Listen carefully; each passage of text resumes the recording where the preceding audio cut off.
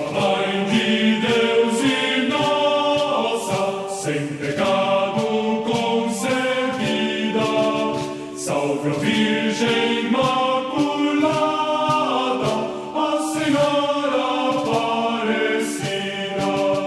Aqui estão vossos devotos, cheios de fé encendida, de conforto e de esperança, ó Senhora Aparecida.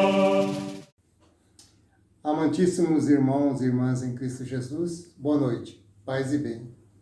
Estamos encerrando o mês mariano, mês de maio, e com ele a gente encerra também um ciclo de reflexões sobre as várias denominações, os vários títulos atribuídos a Nossa Senhora. Na primeira segunda-feira, nós refletimos sobre a história de Nossa Senhora da Conceição. Na segunda-feira, nós refletimos sobre Nossa Senhora de Fátima. Na terceira, sobre Nossa Senhora do Perpétuo Socorro. E hoje, encerrando esse ciclo, nós vamos contar um pouco da história de Nossa Senhora Aparecida. A devoção a essa santa no Brasil e hoje no mundo inteiro, ela começa em meados de outubro, período da história do Brasil em que se contemplava as capitanias hereditárias. O ano era 1717, mês de outubro, meados de outubro. O cenário é a vila de Santo Antônio de Guaratinguetá, pequeno povoado, parte do município de Guaratinguetá na época. Iria passar por ali um importante político, vamos dizer assim, porque ele era governador da província de São Paulo e Minas do Ouro. Esse político tratava-se de Pedro de Almeida e Portugal, o conde de Assumar. Pois bem, a Câmara de Guaratinguetá resolveu, então, oferecer um banquete a essa importante figura que iria por ali passar rumo a Ouro Preto, Minas. E nesse banquete, então, resolveram que o cardápio seria peixes. Então, determinaram que alguns pescadores fossem à busca desses peixes no rio, fossem pescar. Então, foram escolhidos João Alves, Felipe Pedroso e Domingos Garcia. Nessa época, diferentemente dos rios aqui do nosso estado, nosso rio Taquari, o mês de outubro era ruim para pesca no estado de São Paulo. Aqui, para a gente, mês de outubro já é um período bom para pesca, mas nessa época, mês de outubro era bem ruim para pesca. Não se pegava quase nada, e os pescadores sabiam disso. O que eles fizeram? Tiveram que atender o pedido, quase que uma ordem, né, da Câmara de Guaratinguetá, e foram, mesmo que sabendo que seria quase que infrutífera a sua missão de pegar peixe. Mas pediram em oração, se ajoelharam e fizeram uma oração à Nossa Senhora, pedindo para que eles tivessem sucesso no seu intento. E foram à pesca. Eles conseguiram, nessa pesca, não conseguiram, na realidade, pescar muitos peixes no começo. Quase que nenhum peixe. Não seria suficiente para atender o banquete que seria oferecido ao conde de Assumar. Já quase exaustos, já quase desistindo de pegar peixes, que até aquele momento ainda não tinham pegado quase nada, lançaram mais uma vez suas redes ao rio. E para surpresa deles, veio junto com as redes um pedaço de uma imagem, apenas o corpo de uma imagem, que acreditava seria de uma santa. Depois lançaram mais abaixo do rio as suas redes novamente, e então pescaram a outra parte da imagem, ou seja, a cabeça. Sabia-se que era da mesma imagem, porque ao unir as duas encaixou perfeitamente. Então ficaram muito surpresos com aquele acontecimento. Guardaram a imagem, um pedaço do corpo e da cabeça no fundo do barco, e resolveram então lançar mais uma vez suas redes ao rio. O que aconteceu? A partir daquele momento começaram a pegar bastante peixe. Suas redes vinham repletas de peixes, cheias de peixes, que o barco quase afundou e não cabia mais. Então retornaram para a terra e agradeceram esse milagre, atribuindo esse milagre a Nossa Senhora Aparecida das Águas, como eles a nominaram. Mas antes de levarem os peixes para o banquete do Conde de Assumar, eles entregaram esses 2 pedaços, o corpo e a cabeça, a Silvana da Rocha Alves, que era esposa de Domingos, irmã de Felipe e mãe de João. Reuniu as 2 partes dessa imagem com cera. Ela preparou, fez um preparado de cera e colou, encaixando a parte do corpo com a cabeça. E construiu ali na sua casa mesmo um pequeno altar. E ali os pescadores agradeceram mais uma vez a Nossa Senhora Aparecida das Águas, o milagre dos peixes. Queridos irmãos e irmãs, nascia ali, naquele momento, uma devoção que se espalharia por toda a vizinhança, por toda a redondeza e atingiria todo o estado de São Paulo e depois todo o Brasil. Todos os sábados ali se reunia, ainda em pequeno grupo, vizinhos, parentes, amigos, pessoas que ali chegavam, para rezar o terço e a ladainha, todos os sábados. No período de 1717 até 1732, essa imagem ela peregrinou por várias regiões, Ribeirão do Sá, Ponte Alta e Itaguaçu. Em 1732, Felipe Pedroso deu ao seu filho Atanásio Pedroso a guarda da imagem. Confiou a ele a guarda da imagem. E esse filho, ele construiu, então, o primeiro oratório aberto ao público. Então, começava a expansão da devoção. Em 1740, já um grande número de fiéis que peregrinavam para fazer suas orações, seus pedidos a essa imagem, pelos milagres que ela fazia.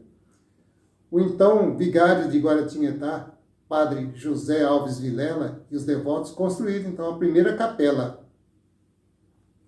Não seria mais um oratório, mas a primeira capela. E ali também se rezava o terço e o cântico das ladainhas. Mas não se celebrava ainda a Eucaristia. Em 1743, padre Vilela, ele elaborou um relatório detalhando todos os milagres e a devoção fervorosa daquele povo. Enviou ao bispo do Rio de Janeiro, Dom Frei João da Cruz, para que o mesmo aprovasse o culto e autorizasse, então, a construção da primeira igreja dedicada à Mãe Aparecida, como eles já a chamavam. Não mais Aparecida das Águas, mas Mãe Aparecida. Essa aprovação aconteceu em 5 de maio de 1743. Essa igreja foi construída, queridos irmãos e irmãs, no Morro dos Coqueiros. Onde que é o Morro dos Coqueiros? É a atual colina onde se encontra hoje o centro da cidade de Aparecida. Essa igreja foi inaugurada em 26 de julho de 1745, por ocasião da festa de Santa Ana. No dia 25 aconteceu uma solene procissão levando a imagem até a igreja. Então aconteceu ali a bênção da imagem e a celebração da primeira missa. Nascia ali o primeiro santuário que acolhia multidões. Esse santuário ele durou bastante tempo, mas devido à sua frágil construção, ele foi construído em taipa de pilão, ele não resistiu ao tempo. E no ano de 1844, foi atestado pelos administradores daquele santuário alguns riscos de desmoronamento. Então, prevendo que poderia desmoronar, cair aquele santuário, eles iniciaram então a construção de um novo templo. Esse novo templo vem ser atualmente a Basílica Velha, que se encontra em Aparecida. Em 1930, o Papa Pio XI proclamou Nossa Senhora Aparecida como padroeira oficial do Brasil.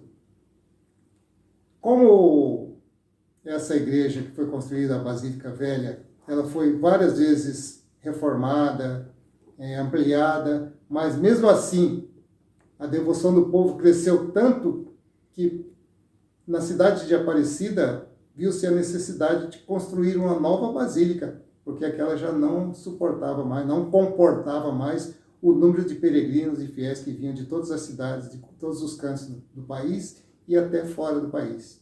Então resolveram construir uma nova basílica com a capacidade maior de suportar um público maior. Em 4 de julho de 1980, essa basílica foi consagrada pelo Papa João Paulo II. O presidente, na década de 80, general João Batista Figueiredo, instituiu a Lei 6.808, declarando feriado nacional e reconhecendo Nossa Senhora Aparecida como rainha e padroeira do Brasil. A partir de então da promulgação dessa lei pelo então presidente Figueiredo, dia 12 de outubro é então comemorado em todo o Brasil como feriado nacional. E nesse feriado, a festa de Nossa Senhora Aparecida acontece em todo o Brasil. Aqui em nossa cidade, nós temos o privilégio de ter 2 comunidades que dedica como padroeira Nossa Senhora Aparecida, que são as comunidades de Aparecidinha, na paróquia Perpétuo Socorro, e a comunidade Santa Maria Aparecida, aqui na nossa paróquia São José. Na nossa diocese também temos várias paróquias dedicadas a Nossa Senhora Aparecida, e no Brasil inteiro. Quem tiver a oportunidade, queridos irmãos e irmãs, de visitar o Santuário Nacional em Aparecida, vá. Vale realmente a pena. É difícil o deslocamento, é longe, né? Mas chegando lá, a gente vislumbra um espetáculo de devoção e de fé de muitas pessoas que ali acorrem para agradecer um milagre, para pedir uma graça. Nós tivemos a oportunidade de conhecer a Sala dos Milagres quando lá estivemos. É linda, linda, linda. Ali tem incontáveis objetos deixados pelas pessoas que vão agradecer por uma graça, por um milagre alcançado.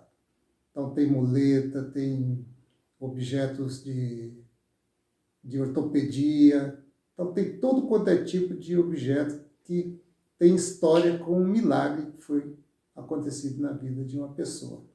Não dá para contar, mas é muito bonito você estando ali, você contempla tudo aquilo que tem lá. Pois bem, vou falar então dos primeiros milagres acontecidos dedicados a Nossa Senhora.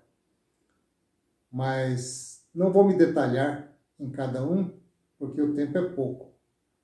São os primeiros milagres atribuídos a Nossa Senhora Aparecida.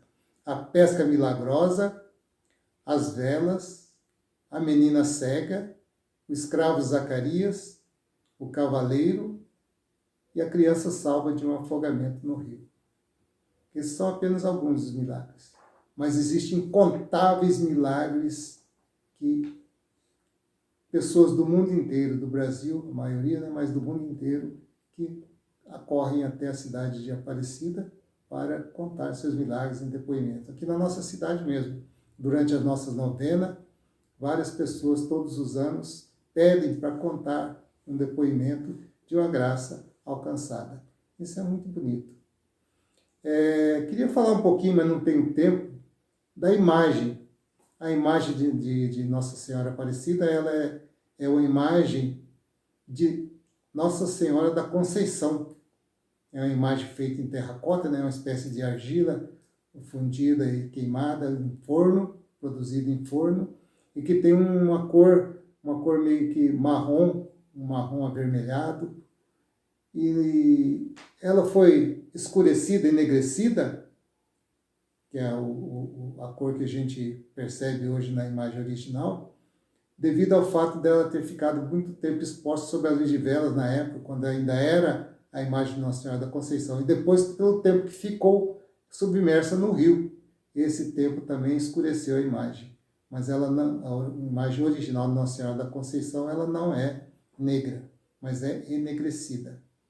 Então, até para que os católicos pensem também que no tempo que ela apareceu era o tempo da escravidão. O tempo da escravidão no Brasil ainda imperava. E vários dos seus milagres eram atribuídos a pessoas ligadas à escravidão. Então, encerrando esse nosso ciclo de momento mariano, falando sobre as várias nominações, os vários títulos atribuídos a Nossa Senhora, nós queremos pedir que as pessoas não se cansem de pesquisar, de ter curiosidade, de saber um pouco mais a história de outras santas, fora essas que a gente falou aqui, que a gente debateu aqui. É muito importante que a gente possa amar cada vez mais a Mãe de Cristo, porque temos a honra de tê-la como nossa mãe também. Na música de Roberto Carlos, na belíssima canção composta por Roberto Carlos, fala que somos todos filhos teus, todas as Nossas Senhoras são a mesma Mãe de Deus. Encerrando esse ciclo do mês de maio, esse ciclo mariano, ciclo de reflexões sobre a história de Nossa Senhora, nós pedimos as graças de Deus sobre cada um de nós, sobre nossas famílias, e que você aproveite esse tempo de isolamento social, esse tempo de pandemia que está em sua casa, e procure, pesquise um pouco mais para saber um pouco mais sobre a história dessa mãe tão importante na nossa vida, que nos foi dada por seu próprio Filho Jesus, como sendo também nossa mãe. Tenha uma ótima semana, que Deus nos abençoe e que a gente fique em paz. Boa noite. Mãe de Deus e nossa, sem pecado concebida, salve a Virgem Imaculada, a Senhora Aparecida. Aqui estão vossos devotos, cheios de fé encendida, de conforto